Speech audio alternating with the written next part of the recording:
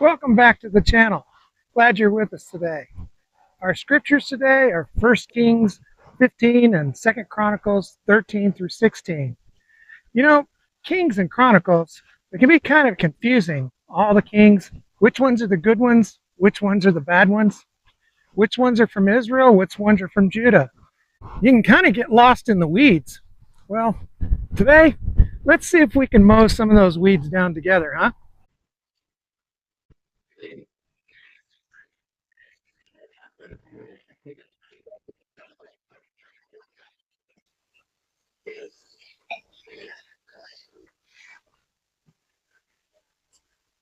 Well, that chore's done. Let's see about the rest of this. We're looking at a time in the divided kingdom between Israel and Judah, and we're focusing on the reigns of several kings today, mostly in Judah. In 1 Kings 15, we have the reign of Abijah and Asa in Judah, and Nadab and Baasha in Israel. Now, Abijah reigns for 3 years in Judah, and the Bible records that he walked in the sins of his father Rehoboam, not being wholeheartedly devoted to the Lord. Despite this, for David's sake, the Lord gave him a lamp in Jerusalem, as 1 Kings 15:4 says. That shows God's faithfulness to the covenant he made with David. Now, Abijam's son Asa takes over, and he largely is a righteous king, doing what is right in the sight of the Lord, as his father David had done. He removes idolatry, cult prostitutes, and even removes his own grandmother Maacah from her position because she made an idol to the Asherah. However, his reign ends with a significant flaw. The war between Baasha and Israel, he relies on Ben-Hadad of Aram instead of relying on the Lord. And later, he suffers from a foot disease because he seeks the help of physicians rather than God. Now, let's turn to Israel for a minute. It briefly mentions Nadab, Jeroboam's son. He reigns for 2 years before he's assassinated by Baasha. Baasha then seizes the throne and eliminates Jeroboam's entire family, fulfilling God's prophecy against Jeroboam and his idolatry.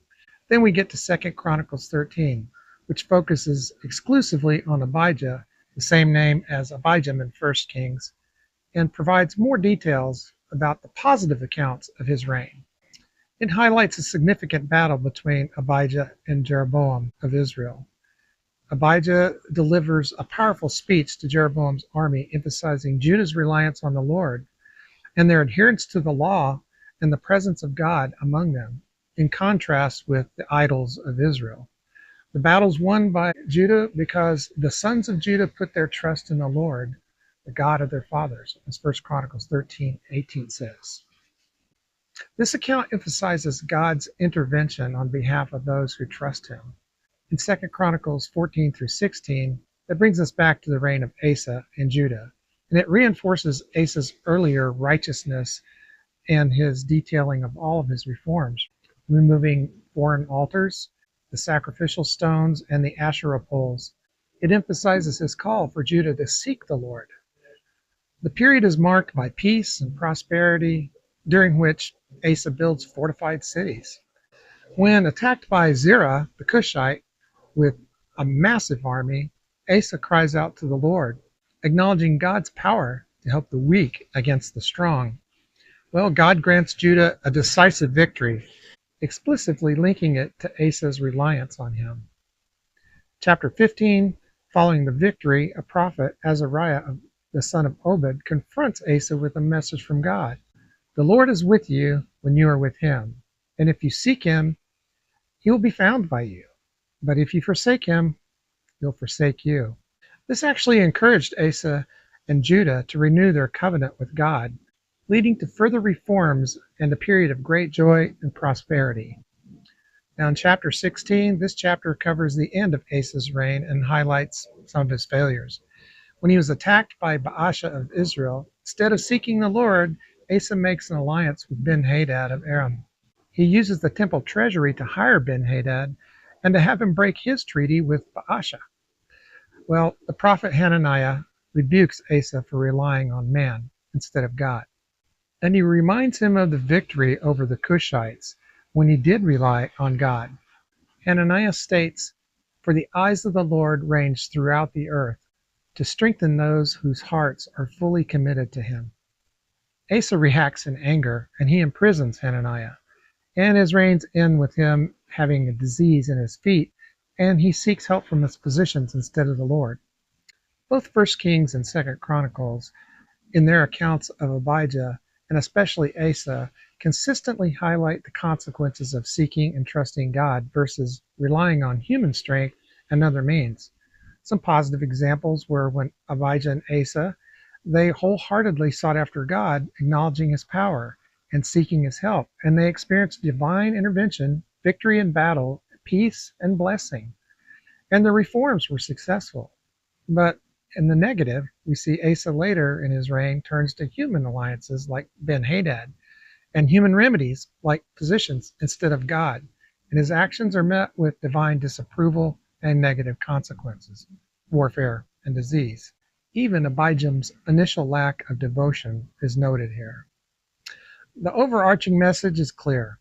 God is faithful to those who are faithful to him, and his strength is available to those who wholeheartedly depend on him, rather than on their own wisdom, their own power, and their own external alliances. This theme of trust and its direct impact on divine favor and success is a powerful lesson in these chapters. And there's two more things I'd like to cover today, things that noticed and sort of tripped me up for a bit. The first was when I was reading First Kings that Abijam and Asa, his son, had the same mother. Okay, that's just wrong in so many ways. But it turns out that Maacah, well, she's Abijam's mother, but she's Asa's grandmother. She was Rehoboam's favorite wife, so she had the title of Queen Mother, which she retained until Asa was born and he took the title from her. It was customary in those days to refer to the Queen Mother as one's mother, apparently, in royal lines. So they didn't really have the same mom. The second thing I noticed was the difference in the name Abijam and Abijah. Apparently, the writers of these books picked up on the name changes that God had given to Abram and Sarai back in Genesis. Abram was found to be a righteous man, and God changed his name to Abraham and Sarai to Sarah. Well, when Abijam is not following along with God with a whole heart, he gets referred to as Abijam. But when he follows God and he calls upon God, his name is called Abijah. Just a little interesting fact. Well, I'm glad you joined me today. And remember to come back again tomorrow for more here on Set Sail with Grace Harbor. I'll see you soon.